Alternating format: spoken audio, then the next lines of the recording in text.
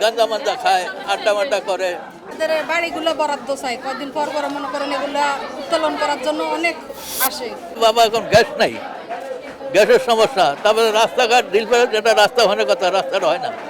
কি বুঝছি সন্ধ্যার পর হলে পোলা মানে ইয়া করে গাঁজা মাঞ্জা খায়, আড্ডা মাড্ডা করে, আবার রাস্তাঘাটে সাদাবাজিও করে, এটি চলতে আছে। বুঝলো এখন যে সরকারি এগুলো আমরা দমন চাই। আমিনুল আমগা এলাকার ছেলে, আমিনুল আমগা এলাকার ছেলে, আমগা এলাকার পোলাই। আলহামদুলিল্লাহ আমিনুল আমরা সমর্থন করি, দোয়া করি উনি পাঠ করো। আর বিএনপি পাঠ করো, তারেক জিয়ার বাপ নাই, মা নাই, এই তিন মনে মনে অনেক তিন হয়ে গেছে আমগো মতন। ওনাই পাঠ করো, ওনাই দেশ চালাক, এটি আমরা চাই। এদের বাড়িগুলো বরাদ্দ চাই, কয়েকদিন পর পর মনে করেন এগুলা উত্তোলন করার জন্য অনেক আসে। এই বাড়িগুলো বরাদ্দ হয়েছে, আমাদের এটি বড় সমস্যা। গ্যাস থাকে না, গ্যাসেরও অনেক সমস্যা। আর এই যে সন্ত্রাস মুক্ত, চাঁদাবাজ মুক্ত, এরকম দুর্নীতি মুক্ত মনে করেন এলাকা চাই, বা এরকম বাংলাদেশ চাই। ভালো একটা সরকার চাই আমরা, যে মনে করেন এলাকার জন্য, দেশের জন্য ভালো করবে, ওনাকে আমরা চাই।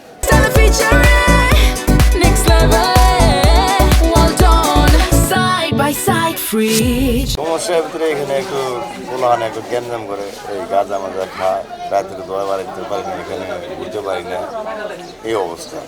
আশাবাদী বর্তমানে আমিনুল ভাই খাওয়ায় ভোট পাইব, আর 100 বছর পার হয়ে যাবো। আর আমিনুল ভাই একটা এমন আমাদের এই জায়গায় একটা উপকার কাম করছে, ময়লার জন্য গাড়ি দিছে, বাসাবাড়ির জন্য সব কিছু, গাড়ি বাড়ি সব কিছু দিছে। আগে এই জিনিসটা ছিল না, এই জিনিসটা আগে ছিল না।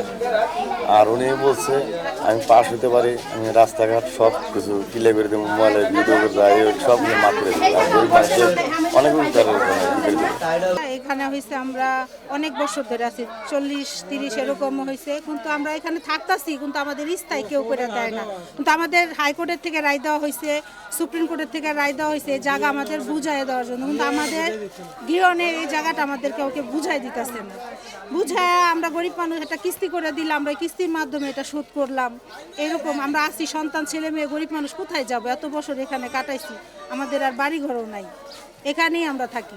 যেমন গার্মেন্টস শ্রমিক, আমরা কাজ করে খাই, গ্যাস ছাড়া তো আমাদের ডিউটিতেও যাইতে পারে না, রান্না করতে পারতেছে না। তো মাদক তো এখন খাই, এই গাঁজা গুজা খাই, এই দিক দিয়া ঝিলে এগুলা যে একটা রাস্তা সুন্দর একটা পরিবেশ হয়, যেন হাঁটার জন্য একটা করে দেয়, তাইলে আর কি এটা বন্ধ হওয়া মনে হয় করা যায়।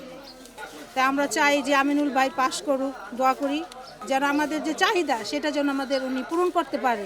আমিনুল ভাই আসবে শুনে সকল আপামর জনসাধারণ, ভোটার যারা আছে, সাধারণ জনসাধারণ অধীর আগ্রহে তারা দাঁড়িয়ে রয়েছে। সারা বাংলাদেশের মধ্যে এই আসনটা বিপুল ভোটে সবচেয়ে বেশি ভোট পেয়ে আমিনুল ভাই জয়যুক্ত হবে ইনশাআল্লাহ। উনি হলো এই এলাকারই সন্তান, এই রূপগতি সেটা 13 নম্বর রোডে উনি বড় হয়েছে। এই এলাকায় ওনার যথেষ্ট জনপ্রিয়। ওনার নিজস্ব একটা ইশতেহার বাস্তবায়ন করার জন্য উনি আমাদের হাতে দিচ্ছে, এই জন্য ওনার নিজস্ব ইশতেহার, এবং এটা উনি অদাবদ্ধ হয়েছে, উনি এটা বাস্তবায়ন করবে ইনশাআল্লাহ। এবং আমার মনে হয় উনি বাংলাদেশের সর্বোচ্চ ভোটে বিজয়ী হবে। এলো খবরের কাগজ, নিখাত, নির্ভীক, নিরপেক্ষ।